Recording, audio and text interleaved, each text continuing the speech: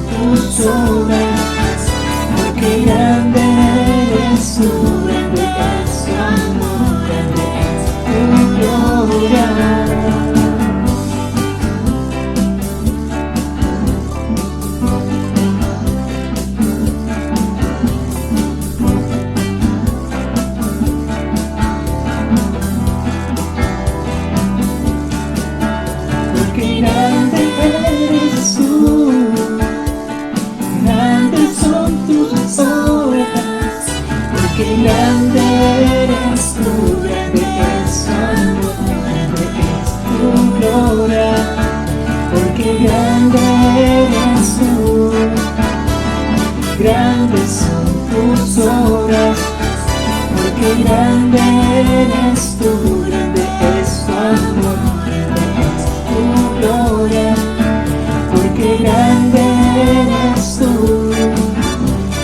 grandes son tus obras, porque grande eres tú, grande es tu amor, grande es tu gloria, porque grande eres tú, grandes son tus obras, porque grande eres tú, grande es tu amor, grande es tu gloria, puedes alabarte, Señor. A partir de hoy día estamos empezando a compartir el libro de Gálatas, porque queremos fundamentar más nuestra fe en el Señor Jesús. Y hoy vamos a leer Gálatas capítulo 1, versículo 1 al versículo 10, y dice así la palabra del Señor. Abra su Biblia, por favor, Gálatas capítulo 1, versículo 1 al versículo 10. Dice: Pablo, apóstol, no de parte de hombres, ni mediante hombre alguno, sino por medio de Jesucristo y de Dios el Padre, que le resucitó de entre los muertos. Y todos los hermanos que están conmigo a la iglesia de Galacia, gracia a vosotros y paz de Dios nuestro Padre y del Señor Jesucristo, que se dio a sí mismo por nuestros pecados para librarnos de este presente siglo malo, conforme a la voluntad de nuestro Dios y Padre, a quien sea la gloria por los siglos de los siglos. Amén. Me maravillo de que tan pronto hayáis abandonado al que os llamó por la gracia de Cristo para seguir un evangelio diferente, que en realidad no es otro evangelio, solo que hay algunos que os perturban y quieren pervertir el evangelio de Cristo. Pero si aún nosotros, o un ángel del cielo, os anunciara otro evangelio contrario al que os hemos anunciado, sea anatema. Como hemos dicho antes, también repito ahora, si alguno os anuncia un evangelio contrario al que recibisteis, sea anatema. ¿Por qué? ¿Busco ahora el favor de los hombres o el de Dios? ¿O me esfuerzo por agradar a los hombres? Si yo todavía estuviera tratando de agradar a los hombres, no sería siervo de Cristo. Esto es la porción de esta mañana y vamos a invitar al pastor Miguel Macchú, que va a predicar en esta mañana.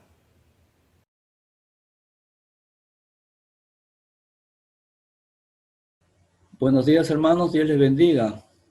Espero que todos se encuentren bien, en compañía con su familia, que Dios les fortalezca. Estamos pasando un tiempo bien difícil, pero muy especial.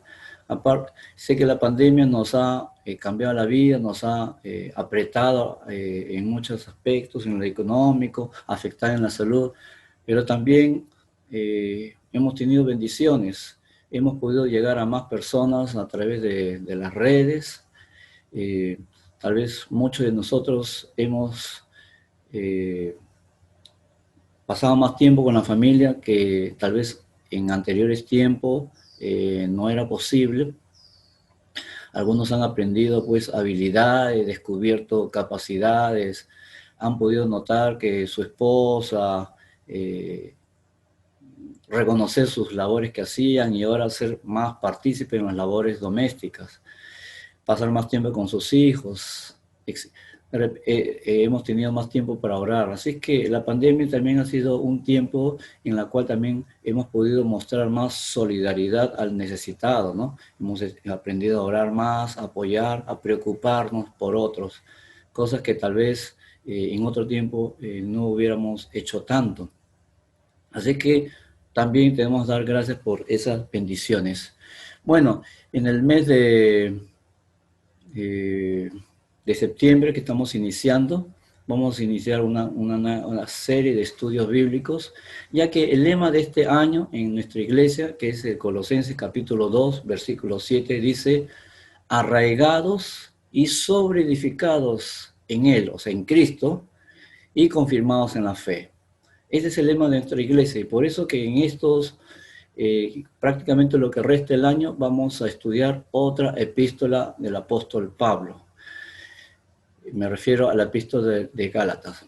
Gálatas es una epístola muy especial, no es como la epístola que hemos estudiado en otras oportunidades, por ejemplo, Corintios, en donde el apóstol Pablo escribe esta carta llamando la atención a la iglesia, a los hermanos, por inmoralidades, por problemas internos, desórdenes en la iglesia.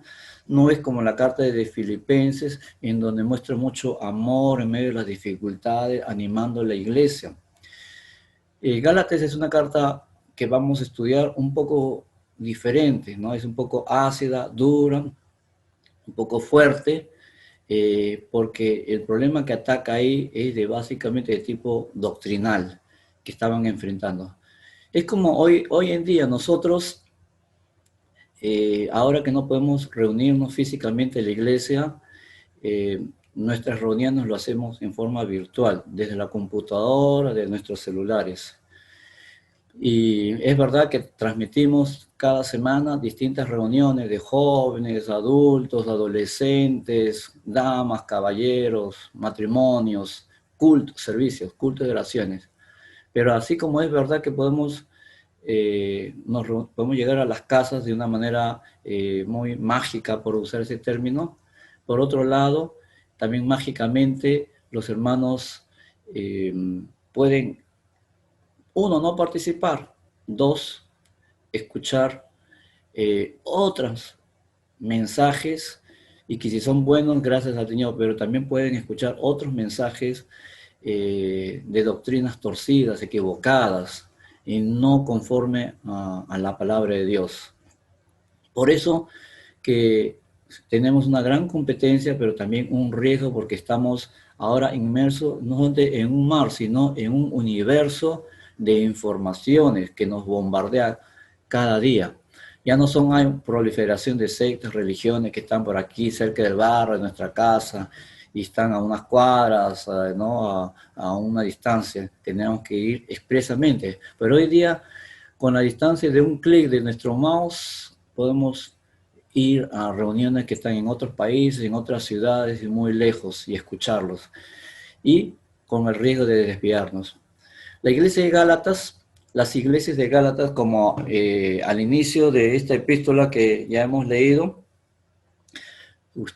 primero vamos a ver, el apóstol Pablo se dirige, él juntamente con sus compañeros, a las iglesias de Galacia.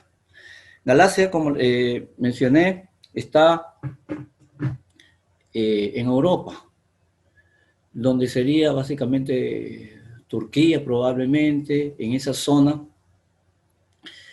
habían varias iglesias que se habían formado ya antes en los distintos viajes misioneros que el apóstol Pablo había hecho. Habían iglesias que se habían formado en Galacia como Derbe, Listra, Iconio, Antioquía de Pisidia. Ya había hecho varios viajes. Ya en sus últimos viajes, en su último prácticamente, había escuchado de que la iglesia de Galacia se encontraba en un problema. Las iglesias de Galacia tenían un problema. Empezaron a entrar falsos maestros, enseñando obviamente falsas enseñanzas. ¿Y qué era? Es que habían judíos que se habían convertido al cristianismo. Y ahí en Listra, Derbe, en las iglesias en Galacia, que estaban en Europa, obviamente habían también muchos creyentes no de trasfondo judío, sino eran europeos, gentiles, como llama la Biblia, no judíos. Entonces ellos habían abrazado el cristianismo, se habían convertido, pero los judíos convertidos al cristianismo, ellos aducían y enseñaban en las iglesias de esa zona de Galacia que no era suficiente, que tenían que cumplir ciertos ritos judíos, convertirse al judaísmo y practicar y celebrar muchos ritos religiosos, como entre ellos la circuncisión, el día de reposo, etc. Entonces, a eso se le llamaron los judaizantes, y ellos estaban enseñando y tergiversando la doctrina, las enseñanzas del Evangelio, y regresando como al Antiguo Testamento, a las creencias de aquel entonces. Y entonces Pablo escribe bajo esas circunstancias a las iglesias de Galacia. Más o menos fue en el año 48, 49 después de Cristo o 51 al 53, por ahí, según como los autores. Entonces, creemos que se dirigió al apóstol Pablo a las iglesias que estaban al sur de Galacia, dicen muchos estudiosos, y yo coincido también, porque las iglesias que se habían formado inicialmente fue en esa zona. Bueno, entonces, el tema de hoy día que voy a hablar es de la singularidad del Evangelio. Y vamos a empezar como el apóstol Pablo inicia las cartas. Inicia su saludo, como solemos escribir nosotros los occidentales, ¿no? En tiempos modernos, la carta, o lo que escribíamos, carta, y al fin, y acá dice lo siguiente, el versículo dice, Pablo, apóstol, no por disposición de hombres ni por hombres, sino por Jesucristo y por medio del Padre que los resucitó de los muertos. En primer lugar, aquí vemos que el apóstol Pablo se dirige, se expresa, se manifiesta que es el autor de esta epístola, de esta carta, y que no, él era bueno, y muestra sus credenciales, no era un fulano, cualquiera que escribía, era un apóstol, uno escogido por el mismo Jesucristo, por Dios mismo. Y nosotros podemos recordar en Hechos, capítulo 9, cuando Pablo, con esos aires de perseguir a la iglesia, de pronto recibe una gran luz y lo hace caerse, ¿no? Y escucha una gran voz del cielo y dice, Saulo, Saulo, ¿por qué me persigues? Era su nombre de aquel entonces, antes de ser llamado Pablo. ¿Por qué me persigue? Dura cosas te es dar. Y entonces cuenta la experiencia, ¿no? Que él fue luego llevado a Damasco, a una casa, y ahí tiene su encuentro personal con Jesucristo, a quien él había perseguido, a sus seguidores, a quien era un detractor de la fe del cristianismo, ahora él se convierte.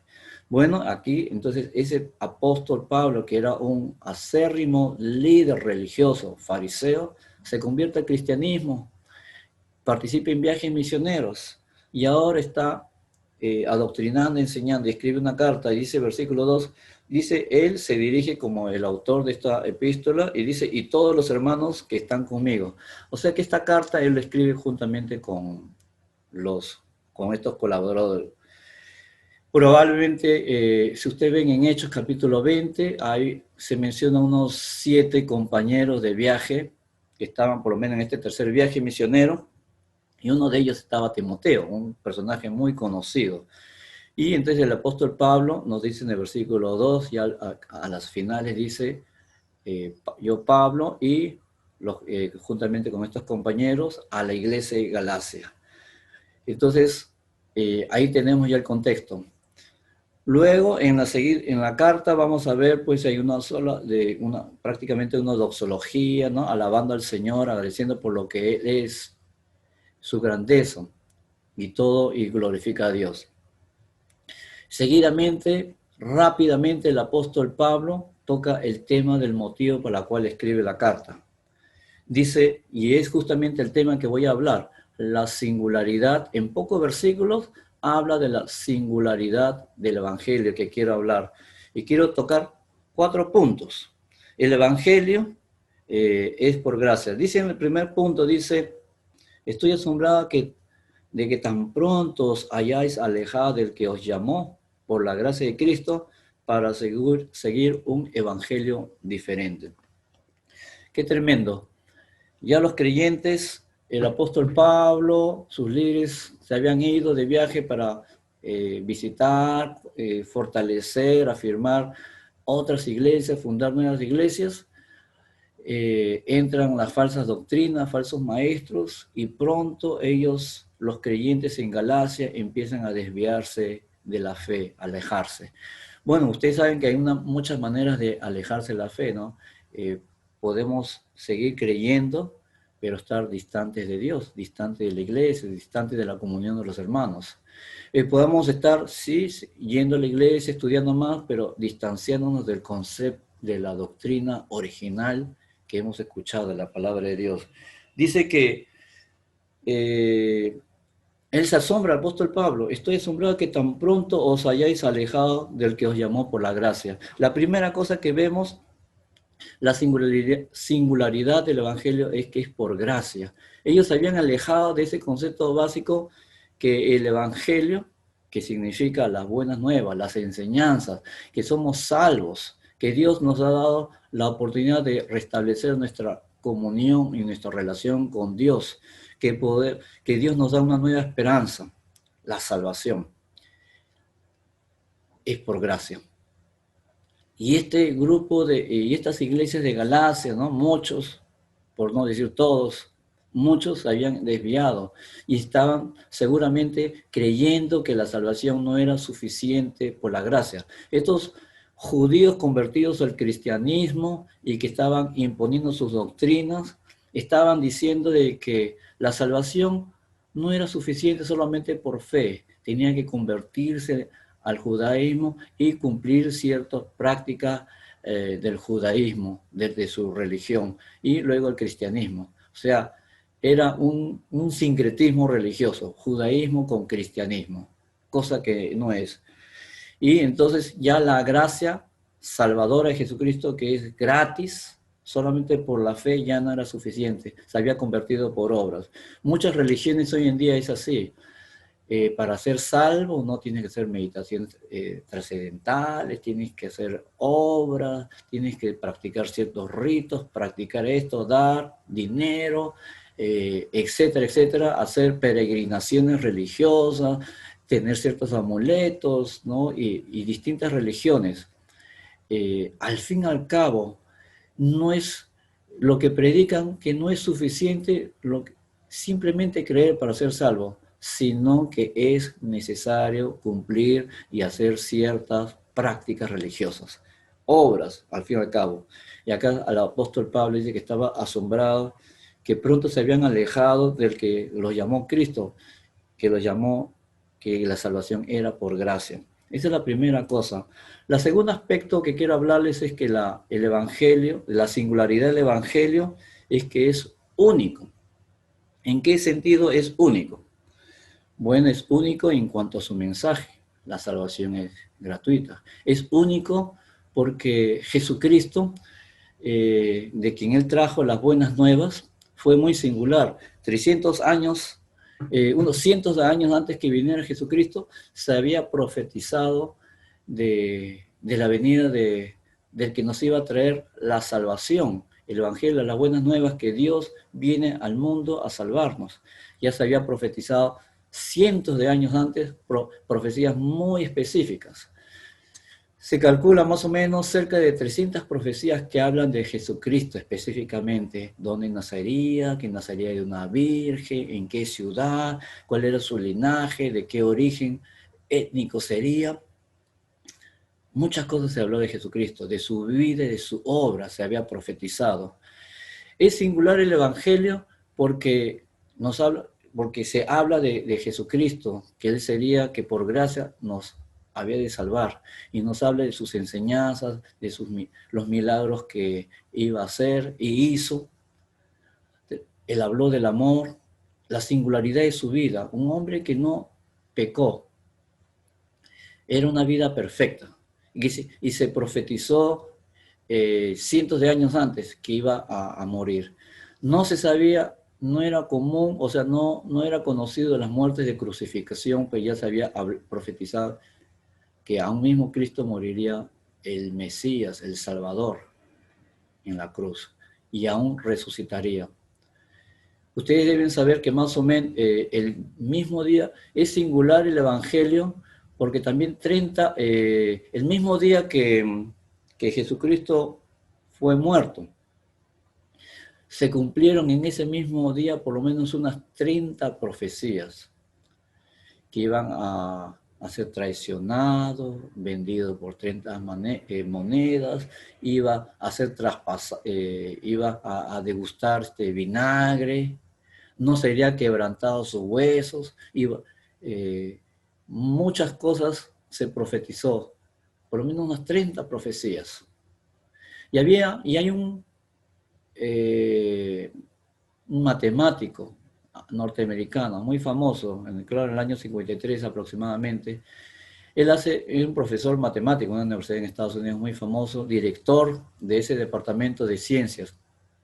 Él escribe un libro sobre ciencias y dice lo siguiente, él dice, si de estas tantas profecías que se hizo Jesucristo y para que suceda en un solo día, en este caso el día de su muerte, 30, pero si solamente calcularon con 8 de estas profecías para que en simultánea se cumplieran en un mismo día, ¿cuál sería la probabilidad? Entonces le hizo un cálculo numérico grandazo, difícil de yo repetirlo.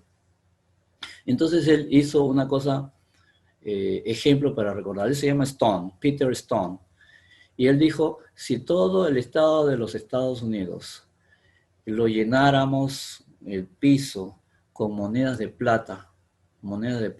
De dólar, unos 70 centímetros, y marcáramos solamente una moneda, lo tiráramos al azar ahí en cualquier parte del estado de Texas, y vendáramos una persona y así al azar en la primera encontrar la moneda marcada, esa sería la probabilidad de que se cumpla 8 profecías. Imagínense, Cristo cumplió más de 300, cerca de 300 profecías. Esa es la singularidad del Evangelio, es único. Fue el único que resucitó. Hay religiones que se hablan de personas que hicieron obras en sus enseñanzas, su amor, etcétera, pero Jesucristo, ni Confucio, ni Buda, ni unos líderes religiosos ha resucitado. Cristo es el único que resucitó y que pudo decir, yo soy el camino, la verdad y la vida, y nadie puede ir al Padre sin mí. Jesucristo dijo, yo y el Padre somos uno. Jesucristo dijo que estuvo siempre desde la eternidad. Jesucristo es único porque Él fue co-creador, perfecto. Él nos amó. Su vida y sus enseñanzas, su resurrección, y aún mismo Él ascendió a los cielos. Todo eso nos muestra de la singularidad del Evangelio. Cuando las religiones hablan de la venganza, de matar, Jesucristo predicó mucho del amor, de la solidaridad, de amar al enemigo. Ahí nos muestra de la singularidad del Evangelio, es único, no hay errores. Sus enseñanzas han afectado a muchas sociedades del mundo hasta hoy en día. Muchas de diríamos, derechos universales y derechos de cada país, de constituciones, muchos tienen principios de la Biblia. Y muchas organizaciones sociales, la Cruz Roja, hospitales, etcétera, etcétera, tienen un trasfondo de cómo estas verdades del Evangelio único transformó la vida de muchos de estas personas y impactaron la sociedad.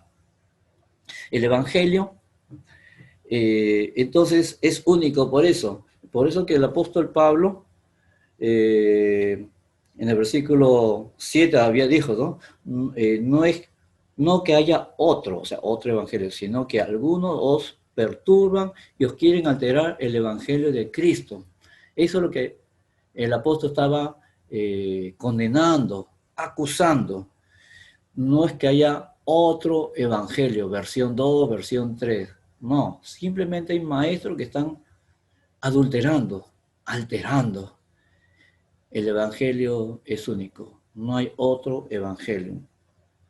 La tercera cosa que quiero mostrarles es que el evangelio, dice versículo, vamos a ver, 8 y 9, dice, pero si alguno de nosotros o un ángel del cielo os anuncia un evangelio diferente del que os he anunciado, sea anatema.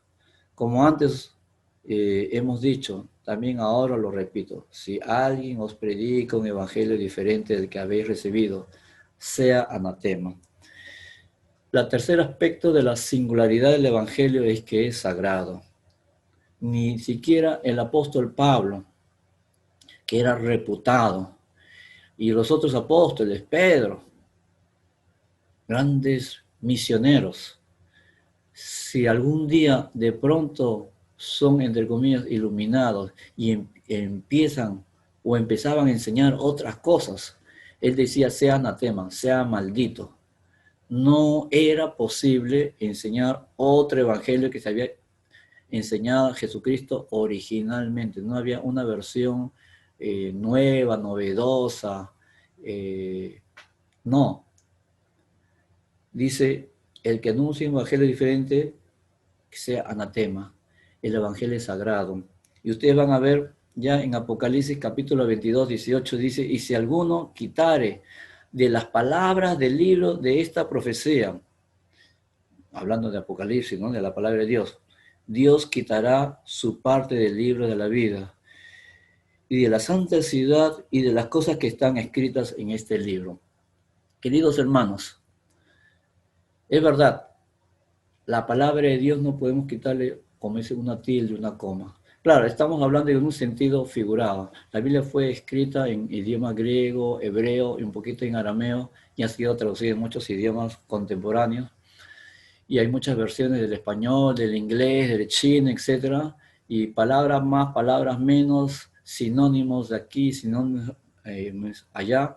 Pero al fin y al cabo, o sea, no tenemos una literalidad de las versiones.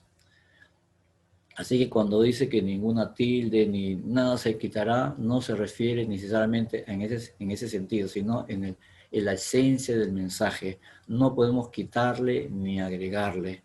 El que quita y agrega al mensaje algo, como diciendo que la salvación de la gente del mundo no era suficiente por fe, no era suficiente la gracia, el regalo gratuito de Dios de la salvación. Si empezamos a agregar que hay que cumplir tales o cuales, hay que bautizarse, hay que dar ofrenda, hay que servir, hay que hacer penitencias, hay que hacer tales o cuales ritos, ese es agregar. Y entonces es tergiversar. Y entonces el tal que enseñe y que lo practique sea anatema, maldito. El evangelio es singular, es sagrado. Y quiero terminar en mi último punto. El último punto está en el versículo 10. Dice, ¿acaso busco ahora la aprobación de los hombres o la de Dios? ¿O trato de agradar a los hombres? Si todavía agradar a los hombres no sería siervo de Dios. Mis queridos hermanos, el último aspecto de la singularidad del Evangelio es que el Evangelio no es un Evangelio a la carta, al gusto de los oyentes. Me acuerdo, hace muchos años atrás, acá en el Perú se difundió, se abrió un nuevo canal. Y ese canal que se inició, su eslogan era que tenía que ser positivo. No violencia, no sexo, no instigar a cosas negativas. Todos los programas tenían que ser de tipo positivo. No recuerdo, estuvo cuántos años duró, insistía, y los programas que ponían pues eran pues muy positivos, ¿no? Nada de violencia, los programas de reportaje aquí y allá eran básicamente muy familiar. El problema es de que el público, no había mucho público que los veía y por tanto tenía pocos auspiciadores. Al tener pocos auspiciadores, entonces no podían comprar programas. El programa, cada vez este canal no podía sostenerse. Si mal no me equivoco, ese canal ya no existe. Y entonces, ¿qué es lo que pasó? ¿Por qué en muchos canales y tenemos tanto sexo, violencia? Porque eso es lo que vende. Porque ellos viven de la publicidad. Y entonces prácticamente la programación que tenemos en la televisión, en los cables, es lo que la gente quiere. Quiere sexo, quiere violencia, quiere esto, quiere el otro. Porque eso es lo que le da rating, por tanto publicidad, ingreso económico, y entonces esta empresa hace su negocio para ganar plata, no simplemente para difundir buenos valores, cosas bonitas, sino es ganar plata. Y entonces, muchas veces el evangelio, hay grupos religiosos, hay predicadores que quieren ganar muchas personas. pero vendiendo la primogenitura, no queriendo predicar el mensaje verdadero, predicando lo que la gente quiere escuchar. Recuerdo un pastor amigo que nos contó una vez, dijo, una iglesia en Estados Unidos lo contactó y dijo que tenía interés de abrir una sucursal acá en el Perú. Entonces él viajó, ¿no? O vinieron representantes de allá y se comunicaron con el pastor de acá y le dijo, mira, y le preguntó al pastor, ¿y cuál es el secreto? ¿Qué estilo, qué manera vamos a trabajar este proyecto eclesiástico, ¿no? Espiritual? Dijo, mira, a la gente no le gusta que le estén, o sea, hay que atraerlos. Y por tanto no debemos estar ahí criticándoles, hablando tanto del pecado, no tenemos que denunciar tantos esas cosas. Básicamente hay que hablarles de cosas positivas, cómo tener una familia feliz, cómo tener prosperidad económica, cómo ser mejores personas, personas más morales, ¿no? Un buen ciudadano, un buen padre de familia, un buen esposo. Básicamente es eso, pero no puedes estar tú atacándolo, porque ellos si los paras atacando se van a molestar, no van a querer venir a la iglesia, no van a ofrendar, no vas a tener gente, y la iglesia no va a crecer, se va a cerrar, no va a pasar nada. Entonces tenemos que predicar eso.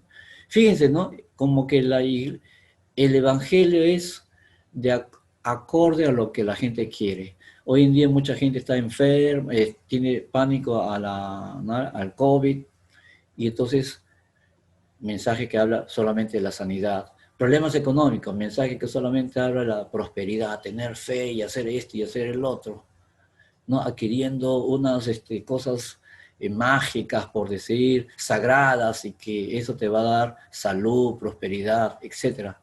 Hay mucho evangelio barato, mucho evangelio que busca simplemente satisfacer al gusto de las personas, y poco se habla de la necesidad de arrepentirse, del infierno, poco se habla diríamos, del juicio de Dios. Poco se habla de las cosas que en nuestra vida tenemos que cambiar. Por eso que el apóstol Pablo, y repito, el versículo 10 dice, ¿acaso busco ahora la aprobación de los hombres? El mensaje del apóstol Pablo era muy duro. Se iban a molestar seguramente con el apóstol Pablo. No le iban a escuchar, tirar la carta. Tal vez si él visitaba otra vez no le abrían la puerta. ¿Qué sería? Pero él dice, ¿acaso busco la aprobación de los hombres o la de Dios? Y él prefería predicar algo que picante, ¿no? Con ají, con pimienta, que aunque no le gustara, él tenía que predicar. Si no, fíjate en las otras cartas que el apóstol Pablo dice, a veces duro, dirigiéndose los errores de las personas. Él prefería agradar a Dios que a los hombres y tener que decir la verdad, un mensaje profético, directo. O trato de agradar a los hombres. Si todavía agradara a los hombres, no sería siervo de Cristo. Queridos hermanos, el Evangelio no es al gusto, no es a la carta, no se ajusta a lo que nosotros quisiéramos. El Evangelio es uno. Y cuando tiene que ser duro, ha de ser duro. Cuando tiene que ser suave, suave. El Evangelio no se tiene que acomodar a nosotros, sino nosotros al Evangelio. Que Dios le bendiga, esa es la singularidad del Evangelio. Y vamos a invitar a cada uno de nosotros a inclinar nuestros rostros. Vamos a orar. Querido Padre Celestial, te damos gracias por la oportunidad de compartir tu palabra. Gracias, Señor, porque hemos creído en tu palabra, que somos tus hijos por la gracia, somos salvos. Y gracias porque hemos creído en este Evangelio que es muy singular. Hemos creído en Jesucristo como nuestro único Señor y Salvador, que por la sola fe, Señor, tú nos has hecho hijos y nos has librado de la condenación eterna. Permite a los hermanos que no se alejen de tu palabra, que no se alejen del Evangelio, como es el eslogan de este año, que podamos arraigarnos y sobreedificarnos en Cristo y confirmar nuestra fe. En el nombre precioso de Jesucristo rogamos así. Amén. Que Dios les bendiga, hermanos.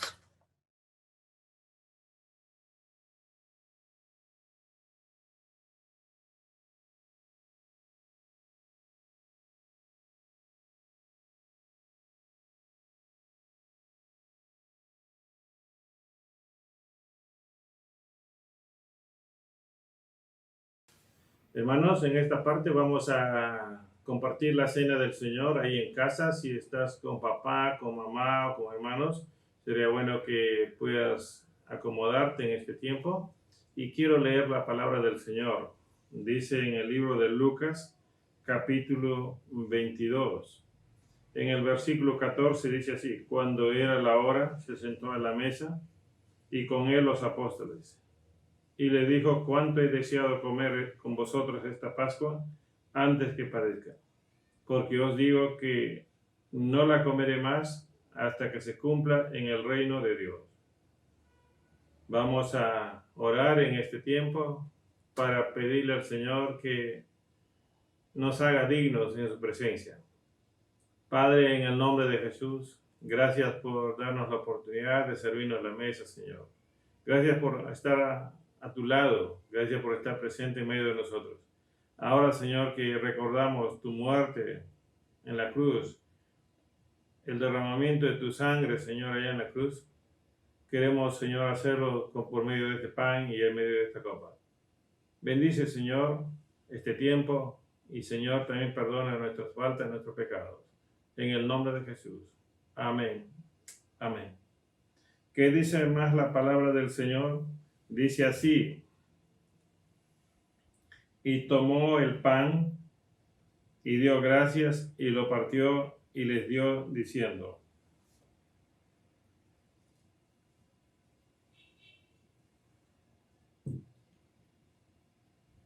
esto es mi cuerpo que por vosotros es dado, haced esto en memoria de mí. Participemos del pan.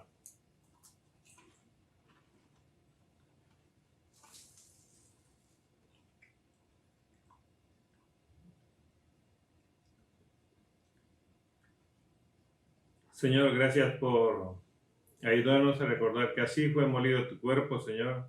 Cada vez que trituramos el pan con nuestro diente, recordamos, Señor, cómo fue triturado tu cuerpo allá en la cruz. Ahora, Señor, también queremos tomar la copa para servirnos en esta oportunidad recordando el derramamiento de tu sangre en la cruz. Dice el Señor en su palabra: y habiendo tomado la copa, dio gracias.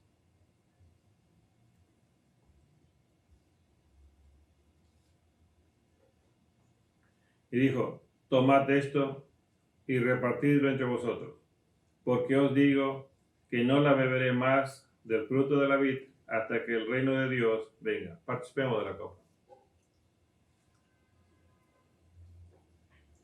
Padre, gracias por este enorme privilegio que nos das de servirnos la cena, Señor, de estar presente tú en medio de nosotros.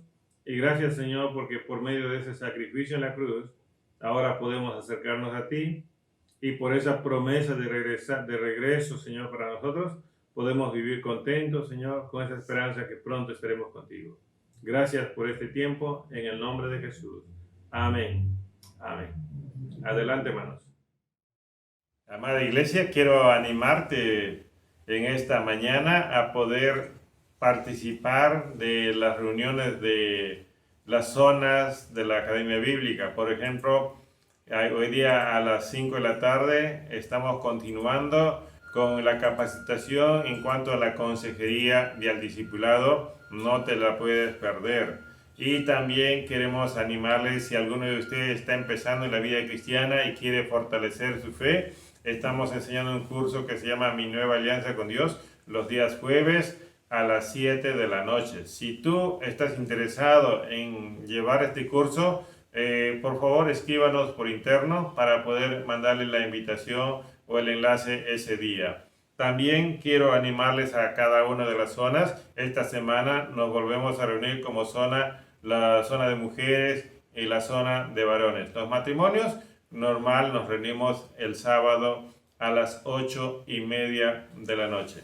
Después de haber pasado un tiempo alabando al Señor, escuchando la palabra, sirviéndonos la cena del Señor, ahora para terminar queremos cantar una última alabanza y hagámoslo de corazón. Y también quiero animarles a cada uno de ustedes en estos días no deje de buscar al Señor, no deje de orar al Señor, no deje de leer la palabra y la próxima semana nos volvemos a encontrar. Que Dios le bendiga.